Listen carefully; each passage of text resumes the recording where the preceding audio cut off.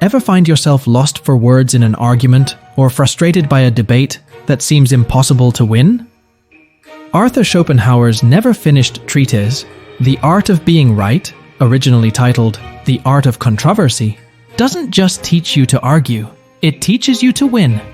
This isn't about cheap tricks, it's about understanding the deep psychological tactics that can turn any debate in your favor. In this video, we'll show you Schopenhauer's techniques for intellectual domination to win arguments effortlessly. In the heat of an argument, facts often take a backseat to something far more primal, the desire to be right. But why? Arthur Schopenhauer, 19th century German philosopher, offers a brutally honest explanation in his work. According to Schopenhauer, it's not about truth-seeking, it's about ego. He argues that humans, driven by an innate need for validation, will go to great lengths to defend their opinions, even if it means abandoning reason. Schopenhauer doesn't mince words. He sees this tendency as a fundamental flaw in human nature, one that turns every debate into a battleground of egos rather than ideas. Schopenhauer's 138-page book is packed with insights into the art of arguing. He presents 38 clever tricks for winning debates, even if you're completely wrong.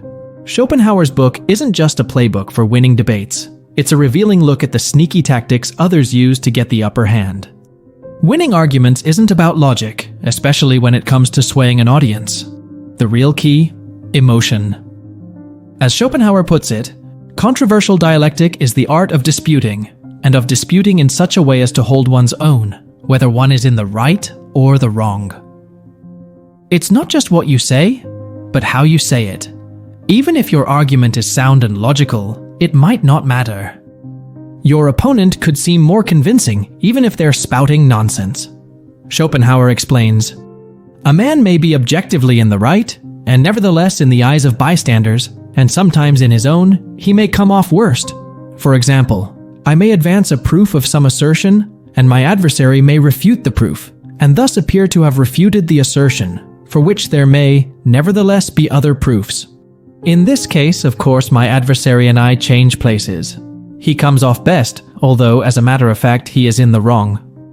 Why does this happen? Schopenhauer's answer is blunt. Humans are base. He argues, "If the reader asks how this is, I reply that it is simply the natural baseness of human nature.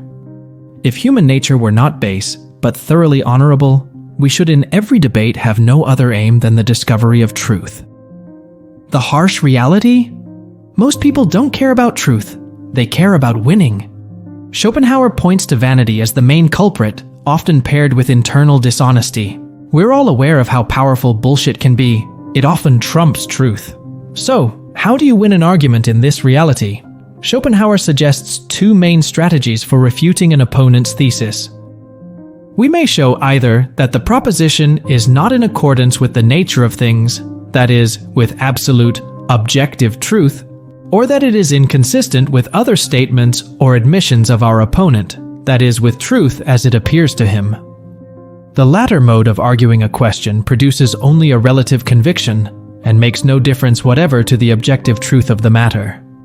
In simpler terms, either prove their claim doesn't match reality or show it contradicts their own previous statements.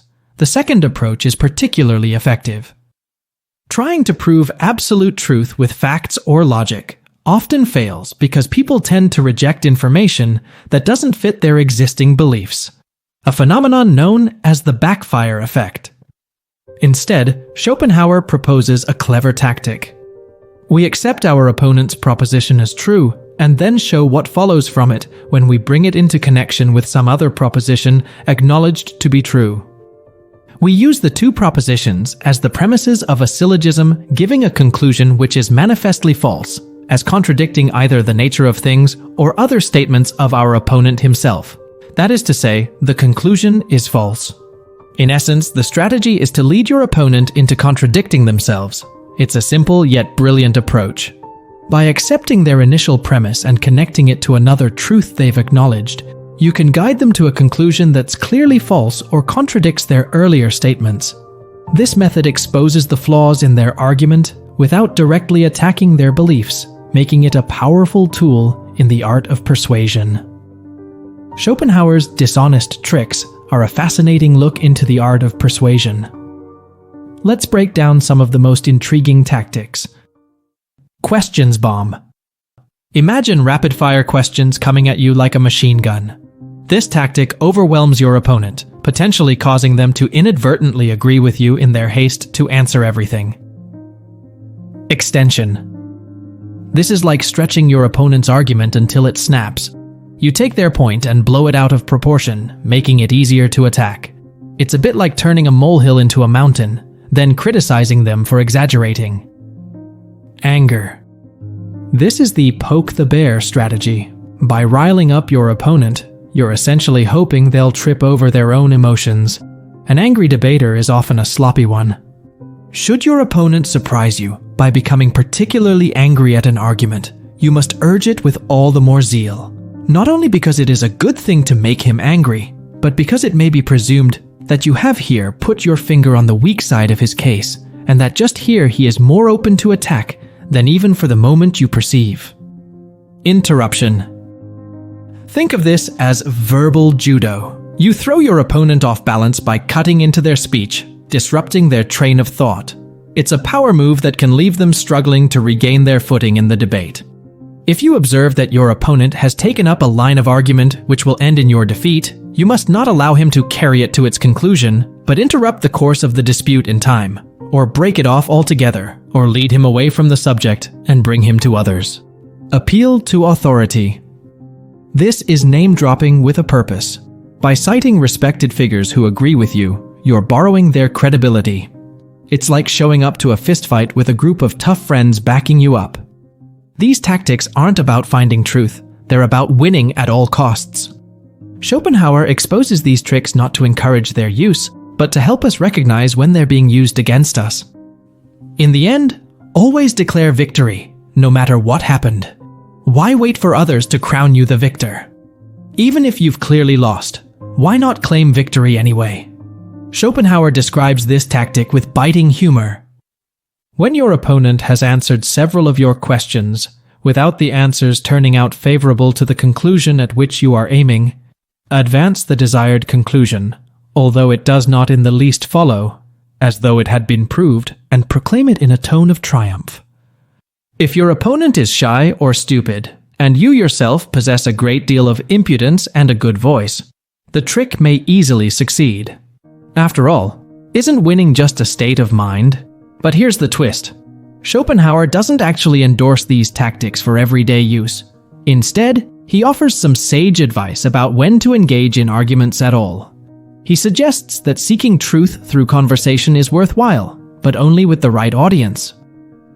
The only certain rule is the one that Aristotle already gave. Do not dispute with anyone and everyone, but only with those people you know who are intelligent enough to avoid saying things that are so stupid as to expose themselves to humiliation, who appreciate the truth, and who gladly listen to good reasons, even when the opponent claims them, and who are balanced enough to bear a defeat when the truth is on the other side. This might be the most valuable takeaway from Schopenhauer's work. Defend your beliefs, but choose your battles wisely. Sometimes, the most effective way to win an argument is to avoid it altogether.